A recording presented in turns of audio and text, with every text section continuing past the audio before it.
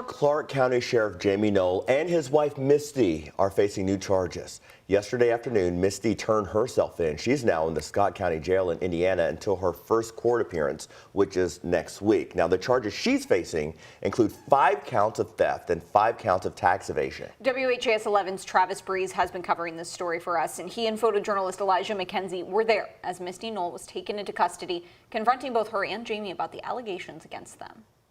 Misty Null will be held at the Scott County Jail until at least Monday, when she will return to the Clark County Courthouse for her initial court appearance. At that time, she will also appear alongside her husband Jamie, as they were both named co-defendants in these 10 new charges that were first filed on Wednesday.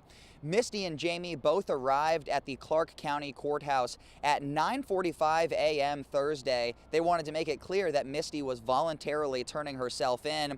We spotted Misty as she was walking from an attorney's conference room into sheriff's custody and tried to ask her how deeply she's connected to this ongoing investigation. Misty, do you have anything to say about what you knew about this throughout the last 6 years? Did you benefit from what your husband may have done as much as he did?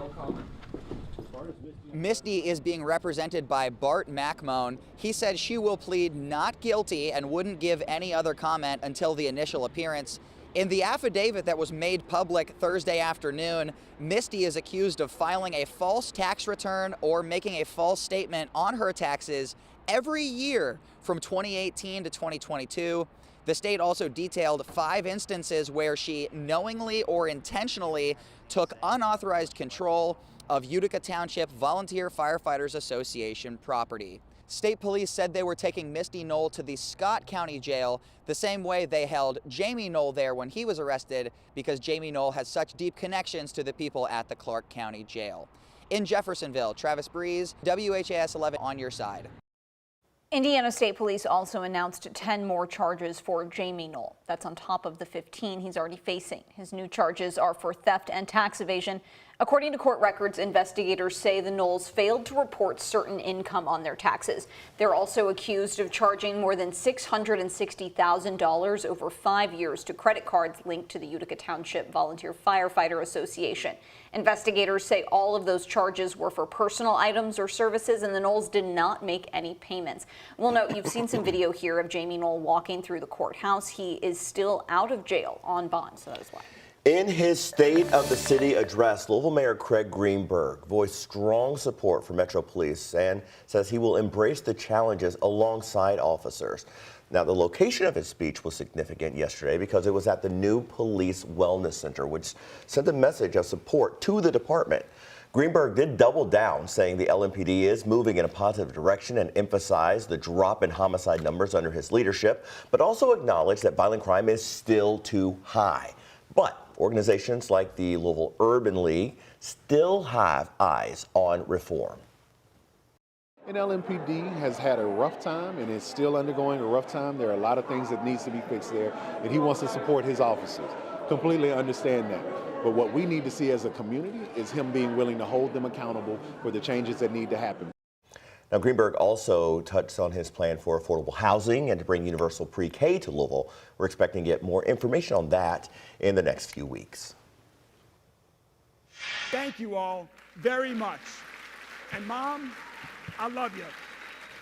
Mayor Greenberg there ending his State of the City address with a touching message for his mom, Ruth.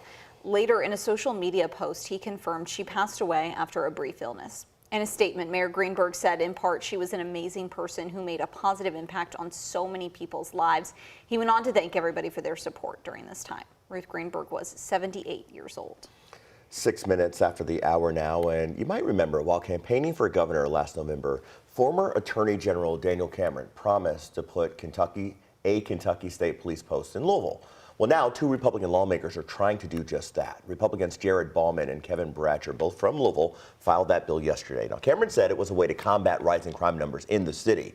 Governor Andy Beshear opposes that idea. He says state police resources are already stretched thin, and a post in Louisville would take troopers away from remote areas in the state that need them more. The bill is now waiting to be assigned a committee. After more than 3 hours of debate, Kentucky House Republicans have now passed a proposed budget in their chamber. Much of yesterday's discussion focused on education. The budget bill raises funding for schools, but leaves out two of Governor Andy Beshear's top priorities. Those are guaranteed pay raises for teachers and universal pre-K. The GOP bill provides more than $1.3 billion in funding increases to public schools, but it puts the responsibility on school districts to choose to allocate that for teacher raises. House Democrats argued the bill comes up short for teachers at a time of massive state budget reserves. We have a teacher shortage that affects all of our kids. And we're sitting on money, a lot of money, billions of dollars of money that could help. Our friends on the other side that have been talking all day have no idea on how to operate a responsible budget. They just say spend, spend, spend, spend, spend. And that's dumb, dumb, dumb, dumb. The House bill would also cover 80% of the cost to transport students to and from school in the first year. In the second year of the budget, the state would cover 100% of the costs. That budget now heads on over to